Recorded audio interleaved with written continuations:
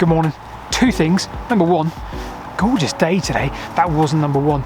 Number one, if you've been watching this channel for less than a few months, you won't realise that one of the things we love doing is visiting abandoned railways. Number two, now often when you visit an abandoned railway, it's just a housing estate or industrial estate, so we try and find a story. Now today's story is one that I'm probably not capable of telling, so I've got a guest along to explain in a more eloquent way than I ever could.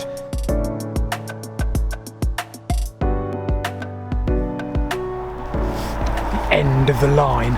So this is an active railway station, St Albans Abbey, and takes you down to Watford. Built 1858, still survives today. But what doesn't survive is our abandoned railway, which also used to come in here. We'll find that, the start of it, at the end of the platform. Isn't that a quirky little station? Right, so according to the old maps, there was obviously a lot more here at St Albans Abbey back in the day. First name St Albans, probably tells you what it used to be. Now there's a platform here which is now fenced off. I think that's the biggest clue to today's journey. And just up there, not sure if we had a see or not because of the sun, there's a whole bunch of Network Rail dudes, and that is where our branch curved off to the north-east. All we need now is today's guide.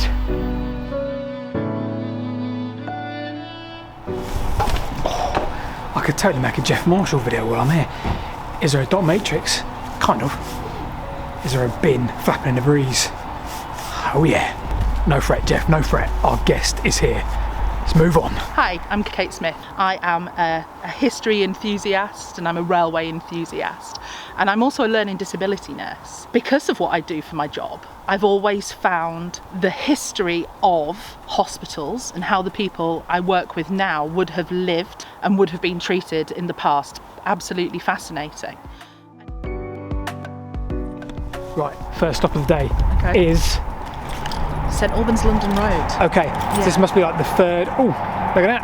Oh yeah. Train going, and that must be the Midland line, right? That's the Midland Main Line. Yeah. Didn't know it was there. Midland Main Line. Right, so London Road, St Albans London Road, third station, I guess, of St Albans. Yeah. But now it has two still. It does, yes. St Albans Abbey and St Albans City are the two that are left. St Albans Abbey is like a little branch line that goes up to Watford. Yep. Just like a little shuttle train. See, I want to say down to Watford, but up is right, isn't it? Yeah, because it's up to London, isn't it? And we're north of St Albans. No, we're north of London. Yeah. Have a look at this, people. This is the still intact London Road station, and it's now a preschool, day nursery and preschool. Gorgeous, love it. And here in St Albans, we have this remarkable tangle of my interests, where the railway and the hospital were kind of built in a symbiotic process to sort of one fulfilled the need of the other and vice versa. Here at Hill End, that railway was built not to connect a community, but almost to isolate it in a way. So the railway line, which ran just behind me here from Hatfield to St Albans, had a branch off it from about 250 yards that way that led directly into the hospital. And that was built initially to serve the building of the hospital. And then it was used to serve the hospital with goods, with services. For example, 7,000 tonnes of coal were delivered every single winter to that hospital, meaning that never even a coalman would come in through the doors of that hospital. And the entire place therefore made itself entirely self-sufficient, because everything could be brought in and everything could be taken away, and the people who lived there never saw people from the outside of their community and their isolated world. As a for example, within that, there was a farm, there was a butchery here on site, there was a workshop where all the furniture was built, there was a seamstress and a laundry.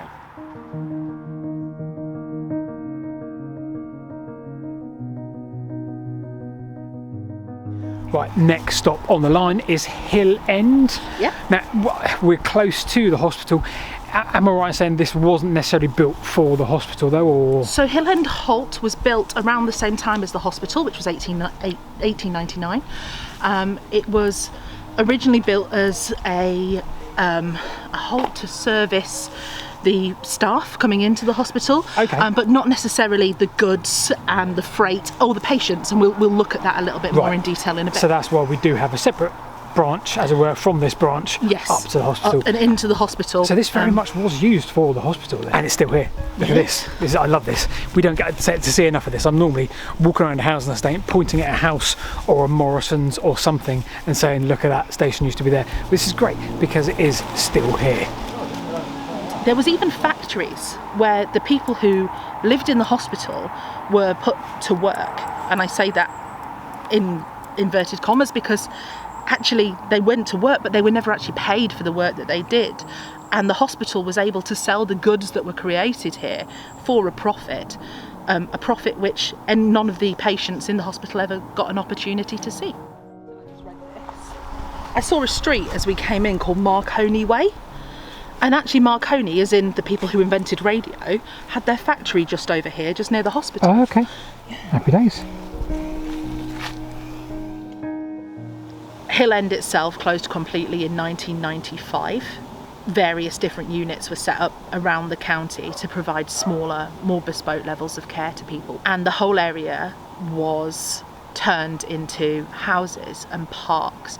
But quite a lot of the legacy of the hospital has been left here. I think is really, really important because so many people's lives were lived almost entirely in this area here. And there was a lady that I worked with that will always stick in my mind. This lady, Joan, was incarcerated in a hospital similar to this in the 1930s. Joan was somebody who back then would probably have been described as simple. She had a job working as an assistant in a draper's shop, cutting cloth, and she fell in love with the son of the draper's merchant. As a result, the father of the man she was in love with, the draper's merchant himself, took it upon himself to go to the authorities and report her as a moral defective, which was a phraseology used in the 1913 Mental Deficiency Act to describe a person of low standing, of low intellectual ability, for want of a better word, couldn't help but engage themselves in romantic or intimate relationships with other people. Joan was then incarcerated in a hospital as a result of this, and her level of independence waned as a result of the institutionalised behaviour she experienced. Her family forgot her, left her behind, and she lived in that hospital in a ward until 1998. She then lived in the same hospital in a cottage on the site until 2003. And so for nearly 70 years of her life, Joan lived in a hospital, forgotten by everybody. Joan will always stick in my mind when I come to somewhere like this and I look at what people lived through that is now a thing of the past.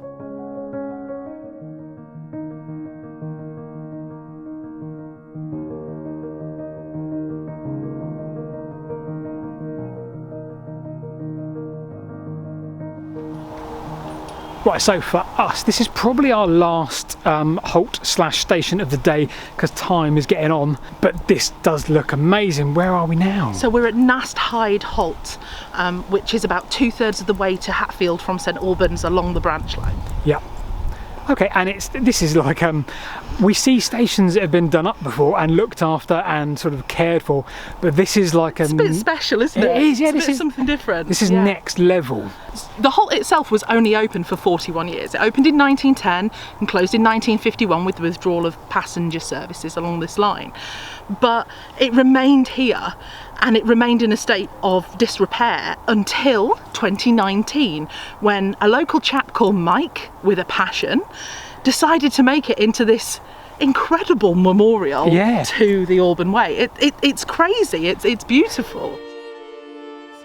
But very, very little else remains of this enormous community that was on the very edge of a big city but was completely isolated. What we do have here, and we're stood in now, is the Memorial Garden, the Garden of Remembrance here at Hill End, which is where the people who lived here generally tended to live out their lives in a place like that. And as a result, they were buried here because a lot of them, once they'd moved into a hospital like this, their families didn't tend to come and visit, and over time they were forgotten.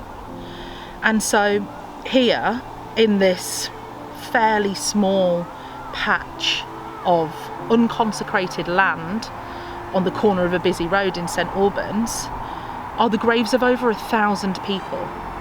The unmarked, unknown graves of people whose whole lives were lived just 200 yards walk from here.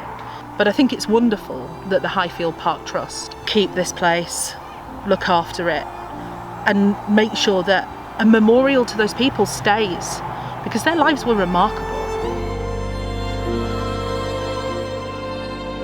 Well, a big thanks to Kate for her time today. No, Told the you're very story welcome. much more eloquently than I ever could have done. From Nast, Hyde, Halt. See you next time.